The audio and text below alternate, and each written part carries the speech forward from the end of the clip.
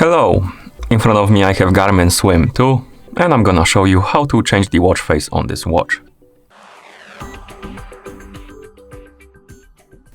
Let's start by pressing and holding the up button and keep holding it until the menu appears on the screen.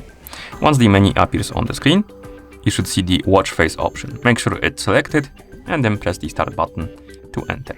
And this should open the watch face menu. We can scroll through the list of watch faces by using the up and down buttons. Now, find the watch face you like to use on your watch, select it, and then press the start button. As you can see here we have the option apply.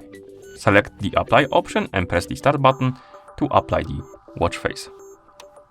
We can also change the accent color of the watch face, so we can open the watch face menu and select the watch face, for example this one.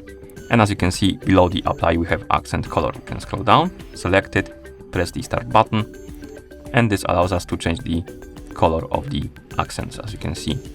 So select the one you like and then press the start button to confirm, and then you can press select apply and press the start button to apply the changes, like this. And that's how you change the watch face on this device. Thank you for watching. If you found this video helpful, please consider subscribing to our channel and leaving the like on the video.